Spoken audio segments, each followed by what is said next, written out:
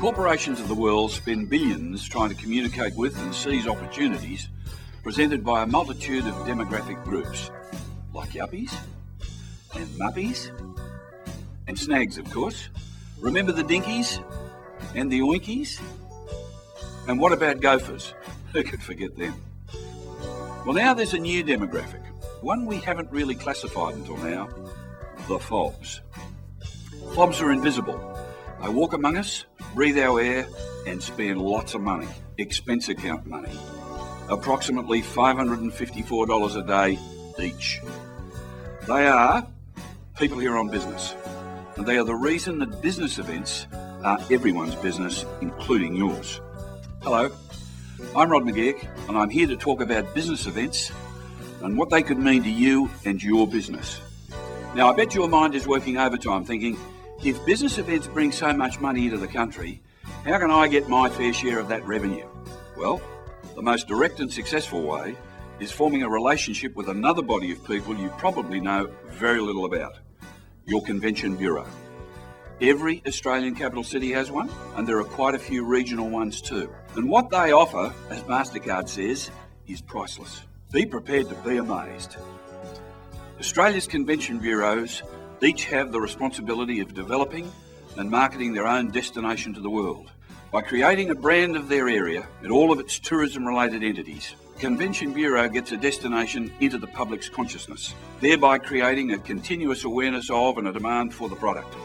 That demand is best exemplified by FOBs, like convention and symposium attendees, Congress, conference and meeting delegates, incentive winners, trade visitors, and exhibition organisers and buyers. By bringing together a range of community stakeholders, from the local government to trade and civic associations and individual businesses, the Convention Bureau acts as a facilitator and ultimately a catalyst, seizing every opportunity to put Australia at the forefront of different industry sectors and positioning it as a leader in the business world. The Honourable Tim Fischer, Tourism Australia's chairman, once eloquently defined business events as the quiet achievers of the tourism industry. I reckon he was being polite. Business events are not only quiet, they're practically invisible. I mean, let's be honest, 5,000 visiting dentists won't have the same visual impact as, say, 5,000 Olympians when they hit town, will they? But facts are facts, surprising as they may be. On average, Australia hosts about 320,000 business events a year. Out of that, about 220,000 jobs are created. Around 23 million FOBs attend and spend $17.5 billion in this country. And those figures are increasing every year. Now, the $17.5 billion question is, how much will your industry or business see of that money? The truth is, some people will see tourism or major events as sexier than business events.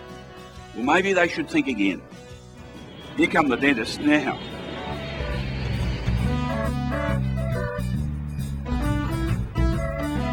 There's nothing sexier than an expense account as far as I'm concerned. Wherever we have a hotel, we have a relationship with the Convention Bureau in that city, and we get a lot in return. They recommend us to their clients, and they invite us to events during the year, where we network with other partners and members. We connect with event planners. Sometimes we even join our bureau on the road to showcase our brand overseas. It's always a win-win situation. We certainly don't begrudge our bureau the money. After all, the more they have in their coffers, the more business they can afford to go after, and the more we see. Okay, so that's a hotel, you say. They're bound to be busy when there's an event in town. But how about a bank? In January this year, Australia hosted the biggest business event to date, an incentive tour that brought in more than 13,250 FOBs from Taiwan, Hong Kong and China. How did that affect a bank? $100 million went through the banking system. A good proportion of that remained there for as long as 3 months prior to their arrival.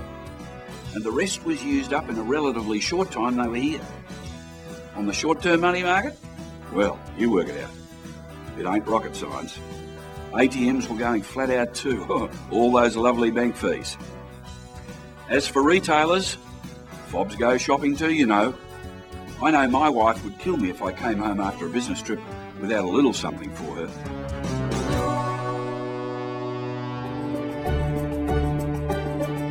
All it took was for one guy to spot a shop and to fall for my brilliant sales technique and of course our fabulous watches. He bought a beautiful Omega watch for his wife and one for himself. Then he asked me for some of my cards, and the next minute all his friends were turning up. We did fantastic business in just a few days. It's like that every time there is a convention or conference in town. Now you could apply that little success story to department stores, toy stores, clothing stores, bookshops, homewares, you name it. Retail benefits big time from business events.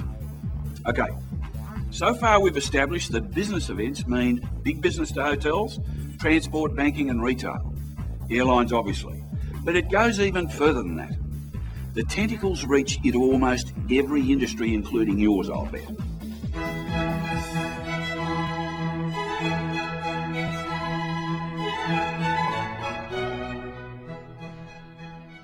We were absolutely thrilled to win the Australian Tourism Award for Best New Tourism Development.